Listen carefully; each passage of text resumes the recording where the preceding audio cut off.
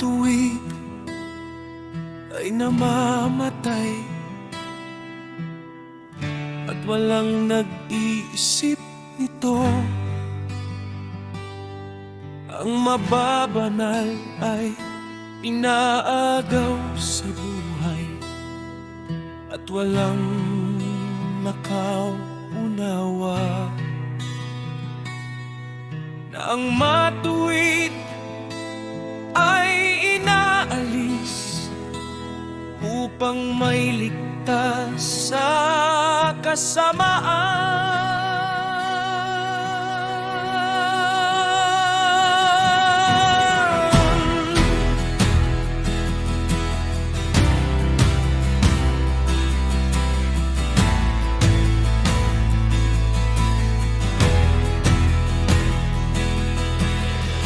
Ang mga lumalakad ng matuwid ay napapasok sa kapayapaan.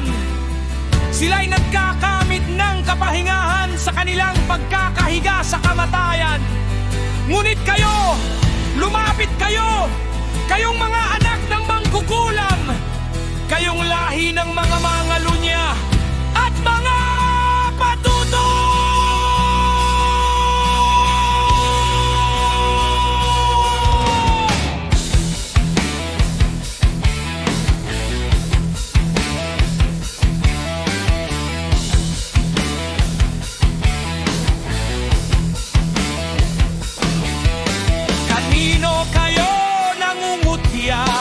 Sino ang inyong nililipat at pinangdidilaan?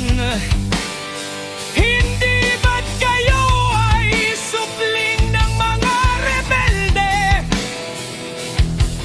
Ang lahi ng mga sinungaling.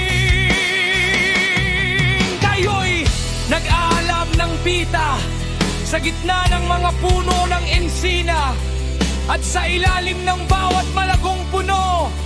Inyong inihahain ang inyong mga anak sa mga lipis at sa ilalim ng mga overhanging na bato. Ang mga Diyos-Diyosan sa gitna ng makikinis na bato sa mga libis ay inyong bahagi. Sa katunayan, iyan ang inyong kapalaran. Oo, sa kanila kayo nagbuhos ng mga inumin handog at naghandog ng mga handog na butil. Sa harap ng lahat ng ito, dapat ba akong magbago ng isip? Inyong ginawa ang inyong higaan sa isang mataas at matayog na burol. Doon kayo umakyat upang maghandog ng inyong mga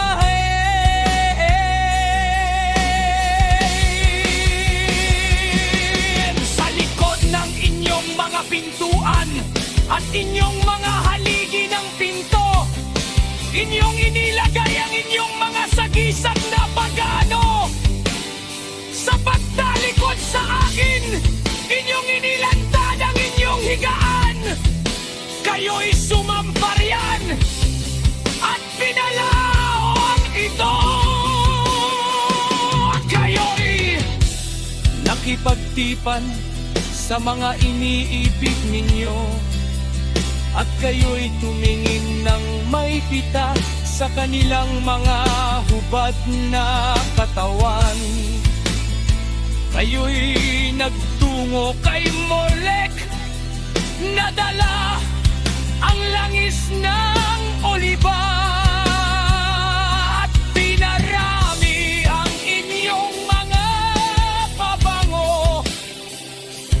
Ipinadala ninyo ang inyong mga sugo sa malayo. Kayo'y bumaba hanggang sa pinakamalalim na daigdig ng mga patay. Inyong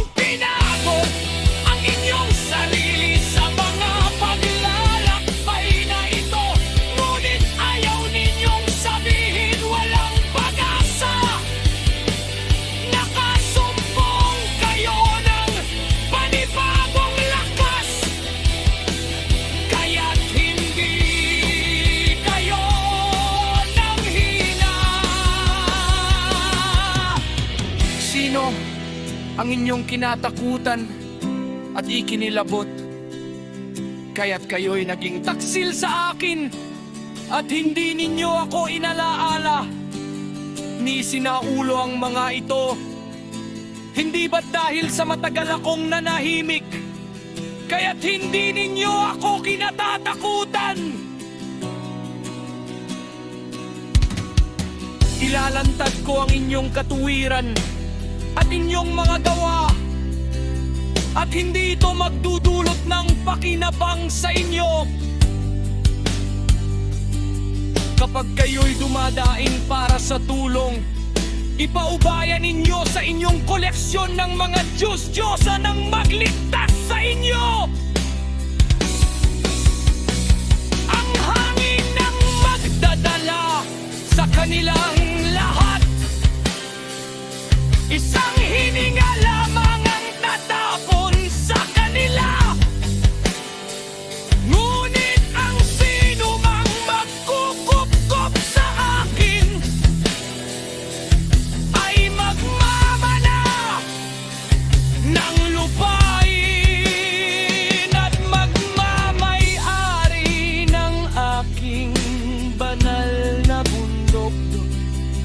Kaaliwan para sa nagpapakumbaba at sasabihin,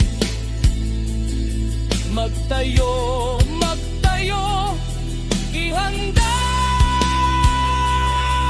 ang daan.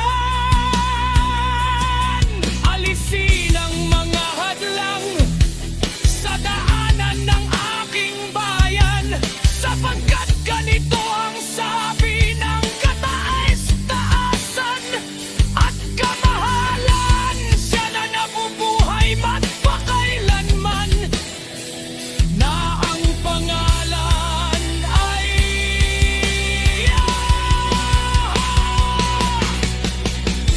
Ako'y naninirahan sa isang mataas at banal na lugar, ngunit kasama linya na nagpapakumbaba at may mabagal